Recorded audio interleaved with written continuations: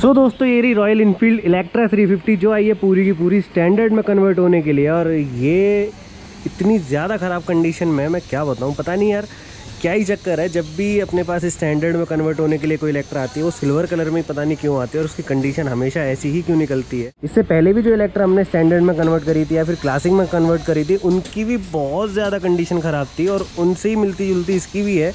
लेकिन इसमें plus point ये है कि इसका इंजन थोड़ा अच्छी कंडीशन में है, बट जो बॉडी लाइन है वो बहुत ज़्यादा ख़राब कंडीशन में। अभी भी आप देखकर समझ गए होंगे इसकी क्या कंडीशन है। चलो नहीं समझे, मैं पास से दिखाता हूँ आपको। सबसे पहले फ्रंट से शुरू करते हैं। तो फ्रंट में इसके दोनों शॉकर लीक हैं जिसकी वजह से इसका जो एलॉय है ये भी काफ़ी ज़्यादा गंदा हो गया है और यही ऑयल ना इसकी डिस्क पे भी आ जाता है, जिस वजह से इसकी जो ये ब्रेकें हैं मतलब डिस्क ब्रेक है ये काम ही नहीं करती है। ये देखो कितनी बुरी तरह ये ऑयल में नहाए हुए हैं और मट्टी भी अच्छी खासी इस पर भर चुकी है। ये देखो ये यहाँ पे ऊपर की साइड में पूरे मिट्टी जमी पड़ी है और इधर की साइड से ये देखो यहाँ पे तो सील में ही गैप आ गया है। अब या तो ये इन्होंने शॉकर पहले कभी रिपेयर करवाए होंगे, उसने कोई या तो बेकार सील डाली है इसके अंदर या फिर कुछ और कहानी है इसकी, मुझे समझ में नहीं आ रहा है। बट दोनों शॉकर इसके बिल्कुल ख़त्म हो रखे हैं और बहुत ही ज़्यादा मतलब ऐसे हैं कि जैसे ही इसको स्टैंड पे से हटाते हैं पूरी डाउन चली जाती है। तो इतने ख़राब कंडीशन में दोनों शॉकर और रस्ट की तो इसके अंदर भरमार है। ये देखो यहाँ पे इसका फ्रंट मडगार्ड ये पूरा गल चुका है बुरी तरह से। ये देखो अभी ये देखो ऐसे हाथ लगा रहा हूँ पपड़ियाँ उखड़ उखड़ के गिर रही हैं इसमें से। ये देखो तो ये कंडीशन है इसके फ्रंट मडगार्ड की, बिल्कुल ख़त्म हो चुका है ये। अगर हम इसको पेंट के लिए भी अगर लेकर जाए ना कि अगर हम इसको इलेक्ट्रा में कन्वर्ट करें और इसको पेंट कराएंगे तब भी नहीं सक्सेस होगा, इसमें इतनी ज़्यादा जंग लग चुकी है। और यहाँ पे सम गार्ड लगाया था, ये बेचारा गार्ड करते करते खुद ही गल गया है यहाँ पे। ये देखो पूरा गला पड़ा है। मुझे लगता है जहाँ पे ये गाड़ी रहती है वहाँ का पानी ज़्यादा या तो खा रहा है, मतलब मोटा पानी है वहाँ का, जब इतनी जंग लगी हुई है। मतलब इसमें जितना भी क्रोम था ज़्यादातर इसमें ख़राब हो चुका है। यहाँ पे इसके अंदर भैया ने हॉर्न लगवाए होंगे, ये दोनों ही हॉर्न की जो प्लेटें होती हैं ना पूरी गल गई हैं। ये देखो मैं अगर ज़्यादा ज़ोर लगाऊंगा अंदर ही घुस जाएगा ये। बाकी एजिंग तो इसके अंदर अच्छी खासी हो रखी है, 15 मॉडल है और ये मुझे लगता है या तो ज़्यादा धूप में खड़ी रही है या फिर पता नहीं जैसी भी खड़ी हुई होगी। ये देखो इसकी जो तारें होती हैं ना ये भी गल गई हैं। ये देखो इसमें भी रिंकल है बुरी तरह। ये देखो तो ये कंडीशन इसके तारों की है। यहाँ पे ये हॉर्न के लिए रिले लगाई होगी, ये भी सारी तारें ख़राब हो रखी हैं। यहाँ से भी सारी तारें इसकी कटी पड़ी हैं और ये आउटर वायरिंग ये देखो पूरी खुली पड़ी है इधर की तरफ। इधर की साइड से अगर मैं आपको दिखाऊं तो यहाँ पे ये जो बॉक्स है ये भी पूरा ये देखो ऐसे ही बाहर आ जाएगा निकल के, क्योंकि इसका जो लॉक है ना इसकी पत्ती टूटी हुई है पीछे से। ये देखो मतलब जहाँ देखो वहाँ जंग है और मोटी मोटी जंग है, ऐसे जब परत जम जाती है ना वो।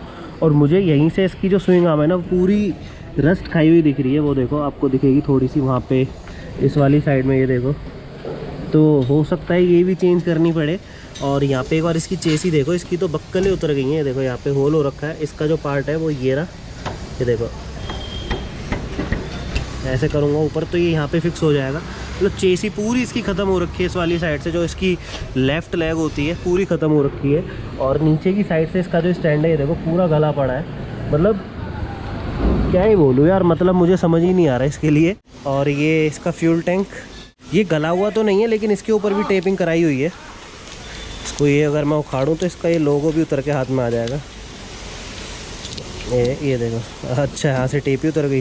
बाकी इसके जो ये स्विच वगैरह हैं ये पुराने हो गए तो इनका तो पेंट या कलर जो भी होता है जो इस पे ऊपर सिंबल्स बने होते हैं सारे ख़राब हो चुके हैं। और ये जो इसके हैंडल ग्रिप हैं ये भी छोटे हो गए हैं, यहाँ तक होते हैं पूरे। और ये देखो पुराने होने के ऐसे कहाँ पहुँच गए और बिल्कुल ये हार्ड हो रखे हैं, पत्थर बन चुके हैं, उंगली से तो हिल भी नहीं रहे। देखो और इस वाली साइड में ये सारी चीज़ें इसकी मतलब वही है, ख़राब तो है ही। ये तो खैर सेट ही आता है पूरा इनका। बाकी मीटर की बात करें तो 40,405 किलोमीटर ये चल चुकी है और जंग यहाँ पर भी है। और पेंट की अगर उतरने की बात करें तो हेड खोल पे भी पेंट उतर चुका है इसका। ये देखो इधर से भी उतर गया और दूसरी वाली साइड से भी उतरा हुआ है। ये देखो जंग इसके अंदर अच्छी खासी है, वो सारी चीज़ें मैंने आपको दिखा दी हैं। इंजन इसका ठीक ठाक कंडीशन में, नॉर्मल पीरियोडिक सर्विस की डिमांड है इसकी तो हो जाएगी, वो नॉर्मल हो जाएगा इंजन, ठीक है चलने में। तो ये देखो इसका ये नीचे वाला स्टड ना खिसक के आ गया। ये देखो ये दिख रहा है आपको, तो ये है इसकी नज़दीकी कंडीशन। काफ़ी चीज़ हमें इसकी चेंज करनी पड़ेंगी। इंजन पे बहुत नॉर्मल सी ऑयल सीलन है तो ये तो कोई दिक्कत नहीं, बफिंग वफिंग होगी साफ़ हो जाएगा। ये वायर इसकी कटी पड़ी है कोई बात नहीं, ये भी चेंज करना पड़ेगा यहाँ पे। तो चलो जो भी है, जैसी भी कंडीशन है वो तो मैंने आपको दिखाई दी इसकी। अब ये थोड़ी बहुत देर में डिसअसेंबल होना स्टार्ट होगी, और जब ये डिसअसेंबल होगी तो मैं आपको दिखा दूंगा। तो अभी अंकल को जो भी इसका काम है, मतलब डिसअसेंबल वाला प्रोसेस है, उसको स्टार्ट करने देते हैं, फिर करते हैं आप सभी से बातचीत। तो दोस्तों अंकल जी ने इस वाली बुलेट को, इस वाली इलेक्ट्रा को इतना तो खोल दिया, और इसका फ्यूल टैंक भी, इसके जितने भी फ्यूल टैंक में बोल्ट वगैरह होते हैं वो भी खुल गए। अब यहाँ पे देखा जाए तो काफ़ी हद तक ये गाड़ी खुल चुकी है। जैसे फ्यूल टैंक इसका खुल गया, सीट खुल गई, पीछे का मडगाट इसका निकल चुका है, उधर की साइड से अंकल ने साइलेंसर भी इसका निकाल दिया है। बट जो जंग वाली कहानी है वो तो इसके अंदर काफ़ी अच्छी खासी लगी हुई है। इसका ये वाला मडगाट मैं आपको दिखाता हूँ, पूरा गला पड़ा है, ये देखो। तो ये सीट के नीचे वाली साइड थी, ये देखो पूरी गली पड़ी है। तो मडगाट तो इसके बिल्कुल ख़त्म है, और जब इसको खोला है तो ये भी यहाँ से बिल्कुल अलग हो गया, जो मैंने आपको स्टार्टिंग में दिखाया था कि ये कटा हुआ है। सीट खोली तो यहाँ से इसकी पत्ती निकल गई, तो कंडीशन इसकी कोई बहुत ज़्यादा अच्छी नहीं है।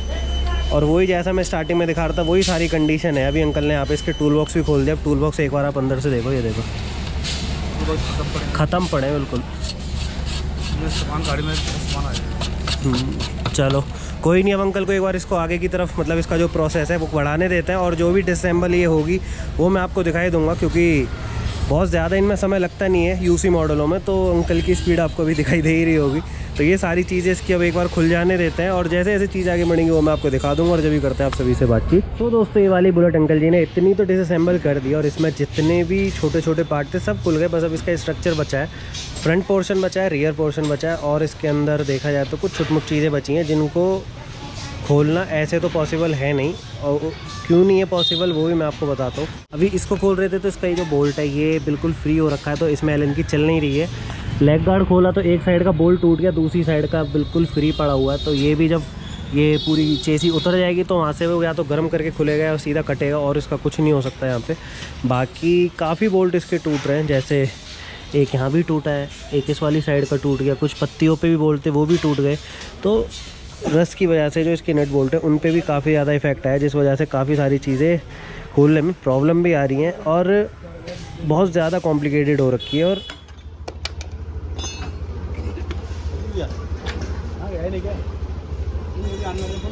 तो दोस्तों इस वाली बुलेट का अंकल जी ने रियर पोर्शन पूरा खोल दिया, और इसमें जो मैं आपको ऊपर से दिखा रहा था उसको पास से देखते हैं। ये इसका स्विंग आर्म अंकल, ये देखना इसका,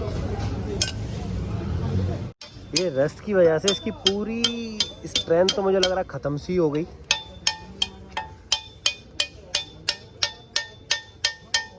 क्या करें अंकल, इसका झूला ही बदलना पड़ेगा ना। चलो कोई बात नहीं, ये स्विंग आर्म इसकी हम चेंज ही कर देंगे, क्योंकि ये जंग खा चुकी है और यहाँ से कब टूटेगी कुछ नहीं पता। लॉन्ग राइड्स के लिए तो ये चीज़ नहीं है। अभी इसको पेंट वूंट करके अगर हम इसमें लगा भी दें तो स्ट्रेंथफुल चीज़ नहीं है, तो रिस्क लेने का कोई फ़ायदा नहीं है। और दूसरा इसके जो बुश हैं ये भी थोड़े लूज़ हो रखे हैं अंदर वाली साइड से, इस वाली तरफ से, तो कोई फ़ायदा नहीं इस चीज़ को चलाने का। तो ये पूरा ही नया आ जाएगा, उसमें बुश भी होंगे और ये पूरा सेट होगा। तो देखते हैं इसको क्या करना है, मतलब पेंट करके तो मुश्किल ही लगेगा, चेंज ही होगा। और दूसरा इसकी जो चेसी है इसका भी हो पाया तो ये वाला पोर्शन चेंज ही कर देंगे, पूरा नहीं, मतलब इतना ही, या फिर जो भी होगा आपको पता लग जाएगा। तो अभी अंकल को इसको डिसअसेंबल करने देते हैं और फिर करते हैं आप सभी से बातचीत। सो दोस्तों अंकल जी ने इस वाली बुलेट को, इस वाली इलेक्ट्रा को पूरा खोल दिया यहाँ पे। अब इसके अंदर कुछ भी काम नहीं बचा है, फ्रंट पोर्शन रियर पोर्शन सारे खुल गए थे। चेसी भी अब इंजन से अलग हो ही गई है। अब इसमें देखा जाए तो कुछ भी काम नहीं बचा, पूरी की पूरी बुलेट डिसअसेंबल हो गई। इंजन में इसके कोई भी काम नहीं है, बस जो सर्विस वगैरह है वो होनी है, वो तो जब फाइनल होगी तब थोड़ी बहुत हो जाएगी। अब देखना ये है कि इसका करना क्या है, इसलिए कह रहा हूँ क्योंकि जो इसकी चेसी है ये यहाँ से बिल्कुल ख़त्म पड़ी है। ये देखो, ये चीज़ यहाँ से आगे तक आती है जिसमें स्टैंड वगैरह लगते हैं, साइड स्टैंड, तो ये पूरा ख़त्म हो चुका है। यहाँ पे पूरा सड़ गया है, अच्छा खासा रस्ट है इस पर, और मतलब चेसी में अच्छा खासा ही रस्ट है। यहाँ पे तो है ही है, ये देखो इस वाली साइड से भी गल रही है, और अंदर की साइड से मैं दिखाऊँ तो यहाँ से भी गल रही है, और बहुत सी जगहों पे इसके अंदर रस्ट है। अब देखना ये है कि इसका करना क्या है, कस्टमर से बात करेंगे और जो भी इसका होगा वो करा जाएगा। सो दोस्तों मैं जो इसकी इंस्पेक्शन करनी थी वो हमने कर ली, और इसका क्या है कि यहाँ से इसके होल बड़े हो रखे हैं तो इसका कुछ करना है। दूसरा ये यहाँ से ख़त्म पड़ी है तो या तो इसका हिस्सा चेंज हो जाएगा या फिर ये चीज़ रिपेयर होगी, तो ये हमें अलाइनमेंट वाले से बात करनी पड़ेगी इसका क्या रहेगा। वही क्लियर बताएगा। दूसरा इसका मेन स्टैंड उस वाली साइड में पड़ा है, तो वो तो इसका ठीक ठाक है, चल जाएगा, लेकिन इसकी पिन कटी हुई निकली है जिसमें ये अटका होता है। दूसरा ये स्विंग आर्म इसकी चेंज करेंगे। अभी तक आपने इसको पूरा इलेक्ट्रा वाले लुक में देखा था डिसअसेंबल होते हुए। जब ये असेंबल होगी तो ये स्टैंडर्ड लुक में असेंबल होगी, या पेंट भी होगी तब भी स्टैंडर्ड लुक में ही पेंट होनी है ये। तो अब मिलते हैं आपसे पेंट वाले प्रोसेस में, जब तक के लिए बाय बाय, टेक केयर। तो दोस्तों ये रहा यहाँ पे इलेक्ट्रा का इंजन, और अब इसकी बफिंग का प्रोसेस स्टार्ट होगा। यहाँ पे अभी इसके ऊपर कोई भी वर्क नहीं हुआ है, ये पूरा का पूरा मतलब वैसा का वैसा ही है जैसा ही खुला था। बफिंग इसके ऊपर पहले कभी नहीं हुई, क्योंकि इसका ये मेटल ही बता रहा है, देखो तो हल्की सी भी घिसावट नहीं है जो पहले बफिंग के टाइम पे होती है। मतलब अगर पहले ये बफ होता है तो पता लग जाता है। बाकी इधर की साइड से ये देखो, गंदगी तो अच्छी खासी है इसके ऊपर, लेकिन हाँ गनीमत ये है कि ऑयल सीलन बहुत ज़्यादा नहीं है, हल्की फुल्की ये है। और ये तो बुलेट है, इतनी तो रहेगी, बट कोई मेजर इशू नहीं है इसके अंदर।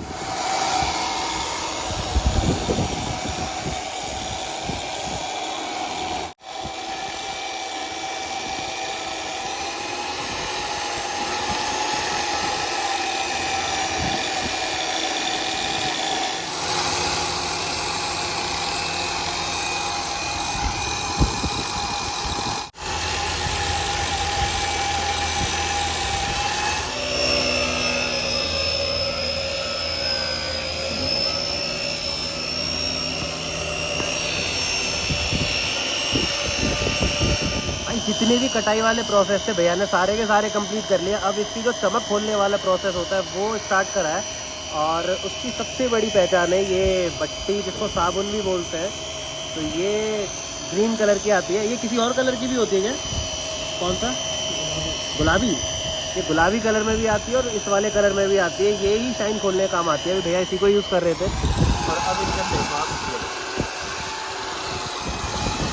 तो जिस तरीके से ही यूज़ होती है, कटाई भी ऐसी ही होती है, चमक भी ऐसी ही खुलती है, बस बट्टियाँ चेंज होती हैं या पैड चेंज होते हैं। पहले वो वाला यूज़ कर रहे थे भैया, वाइट वाला, अभी ये ग्रीन वाला यूज़ हो रहा है। बट्टियाँ चेंज हो गई। कटाई के लिए जो पैड यूज़ हो रहे थे वो वाले थे दोनों, फिर उनको हटा के भैया ने ये चमक वाला यहाँ पे यूज़ करना शुरू करा। और एक बार आप इंजन की शाइन देखो, इधर की साइड में चमक खुल चुकी है इसकी, जिसको भी भैया और अच्छे से अभी रब कर रहे हैं। और इस वाली साइड में इसकी कटिंग हुई है, कटिंग से सारा इसका मैल उतर गया, और जो भी अनइवन सरफेस था वो भी भैया ने लेवल कर दिया है। ये देखो यहाँ पे,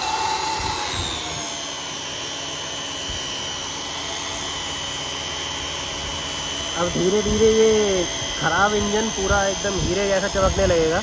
ये फिल्टर, ऑयल फिल्टर का कवर होता है वो भी भैया ने बुक कर दिया है। एक बार आप इस वाली साइड की कंडीशन देखो, एक बार मैं आपको पुरानी कंडीशन दिखाता हूँ इस वाली साइड से। ये इसका क्लच कवर है, अभी भी ये ऐसा ही है, हालांकि थोड़ी बहुत देर में आपको ये भी चमकता हुआ ही दिखेगा जैसे उस वाली साइड में कवर चमक रहा है, आरएस साइड वाला।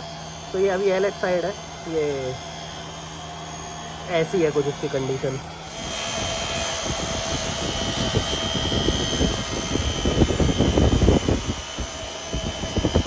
अब देखो भाई, इस वाले इंजन को ये हो चुका है पूरा का पूरा बफ। कटाई होनी थी वो भी हो गई, चमक खुलनी थी वो भी खुल चुकी है, और अब इसके ऊपर जो क्रोम पाउडर होता है वो अप्लाई होगा, और फिर ये वाला काम इस वाली साइड से फाइनल हो जाएगा। अब देखो आप, ये इंजन भैया ने क्रोम पाउडर भी मार दिया, और जो भी इसके ऊपर करना था वो हो चुका है। अब इसके ऊपर आप साइन देखो, ये भैया इसके ऊपर क्रोम पाउडर नहीं लगा रहे, फाउंडेशन लगा रहे तो फाउंडेशन से चमक रहा है। ये बुलेट का फाउंडेशन होता है। तो हो गई ये चीज़ साफ़। अब दूसरी वाली साइड इसकी बफ होगी, दैन इसके रॉकर कवर बफ होंगे, और फिर ये पूरा फाइनल हो जाएगा बफिंग वाले प्रोसेस से। फिर इसके ऊपर पेंट प्रोसेस होगा, तो वो बाद में होगा, पहले बफिंग। अब देखो भाई, इस वाली साइड में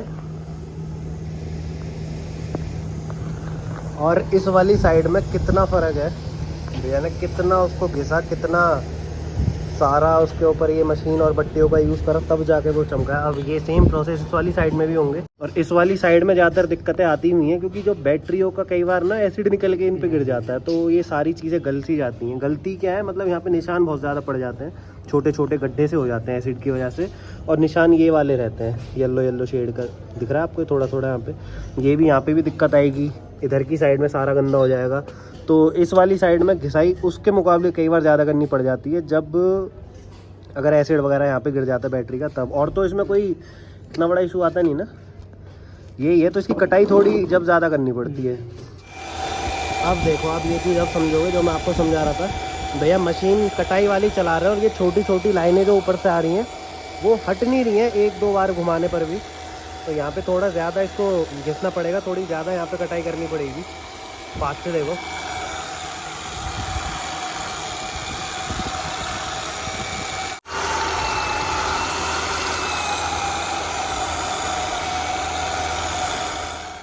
अब बफिंग करते करते आ गई बारिश। अभी बच गई भैया की मेहनत, इसी पन्नी ने बचाई है।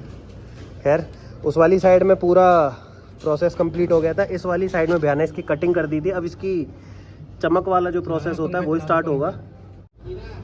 चलेगा, इसका कटिंग वाला प्रोसेस पूरा ख़त्म है ना। तो अब इसका क्या करना है, इसमें वही शाइनिंग वाला ही होगा ना, हरा वाला। बूंदाबांदी अभी पड़ी थी तो इस वजह से इसको पूरा कवर करके काम यहीं रोक दिया था हमने।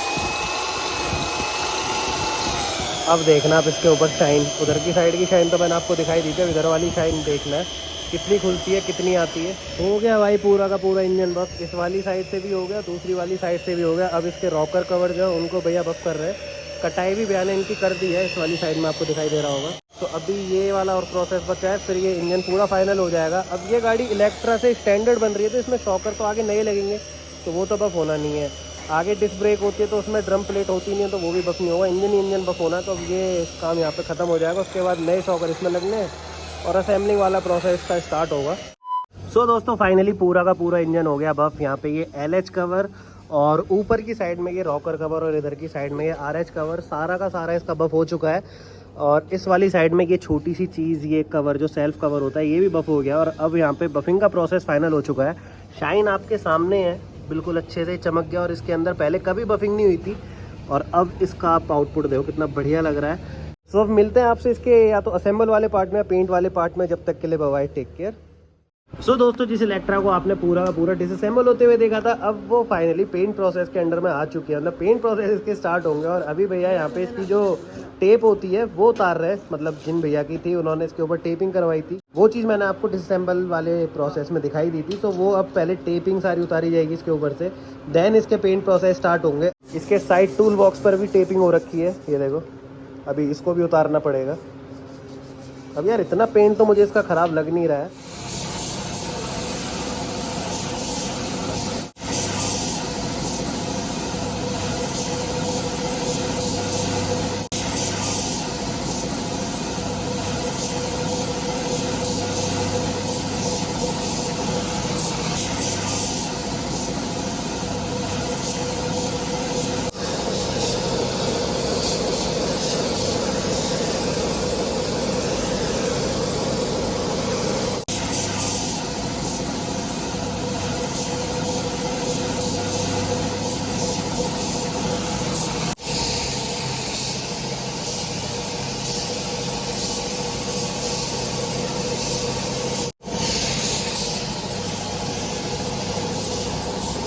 बस बस बस बस।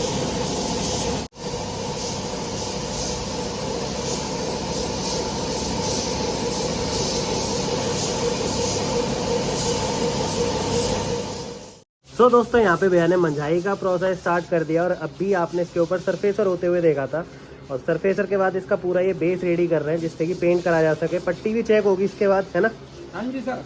तो वो पट्टी चेक होगी, वो बाद में होगी। पहले भैया कह रहे हैं यार इसी को सेट करके देखते हैं कि इसमें कोई कमी पेशियाँ तो नहीं बची हैं अभी। क्योंकि जब बेस रेडी करते हैं, मतलब जब सरफेसर मारा था उससे पहले भी इसके ऊपर पट्टी लगाई थी, फिर उसको रब करा था, देन सरफेसर लगाता। अब प्रोसेस थोड़े आगे पीछे हर किसी के रहते ही हैं, किसी का तरीका अलग होता है, किसी का अलग होता है। सो इनका यही तरीका है। यहाँ पे अभी ये जो सरफेसर हुआ था उसको घिस रहे हैं, पूरा प्लेन कर रहे हैं, फिर इस पर पट्टी चेक होगी और फिर आगे के पेंट के प्रोसेस स्टार्ट होंगे। इस वाली साइड में इसके दोनों एलॉय पड़े हुए हैं और छोटे छोटे पार्ट इसके पीछे मांझ के रखे हुए हैं साफ़ सुथरे करके, उस पर भी सरफेसर होगा। दैन पेंट के जो प्रोसेस होते हैं वो भी स्टार्ट होंगे, तो उन पे बाद में होगा। जो छोटे छोटे पार्ट है, चेसी वगैरह है।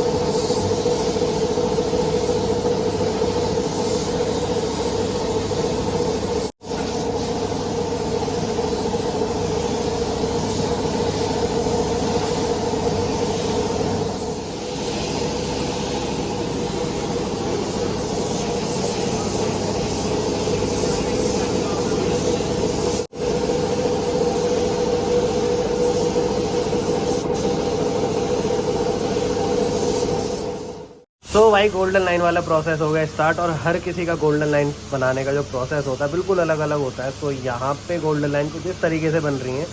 पहले मैंने कई बार गोल्डन लाइन वाले कॉन्सेप्ट क्लियर करे थे आप लोगों के, लेकिन उसमें तौर तरीके वो सब अलग रहते थे। यहाँ के तौर तरीके थोड़े अलग है। यहाँ पे क्या है, ये गोल्डन लाइन जो भैया मार रहे हैं यहाँ पे, मतलब जो बना रहे हैं इसके ऊपर जो पूरी कवरिंग करी हुई है, इसका सबसे बड़ा रीज़न है कि ये लगेगा ऊपर से, और जब इसके ऊपर क्लियर पड़ेगा तो ये चीज़ ना बिल्कुल फील नहीं होती है और बहुत ज़्यादा ही एकदम प्लेन जैसा रहता है। करने को तो ऐसे भी कर सकते हैं, करने को वैसे भी कर सकते हैं टेप लगा के, उसमें हल्का सा गड्ढा फील होता है, इसमें वो चीज़ फील नहीं होगी। बाकी इसमें थोड़ी मेहनत ज़्यादा रहती है, कवरिंग करनी पड़ती है, डिज़ाइनिंग पूरी सेट करनी पड़ती है। उसमें तो लेवल की टेप काट के चिपकाना होता है, मेहनत उसमें भी होती है, लेकिन इसमें थोड़ी सी ज़्यादा हो जाती है क्योंकि कवरिंग वगैरह करनी पड़ती है और यही कुछ चीज़ें हैं। तो इसका फील और उसका फील थोड़ा अलग अलग आता है।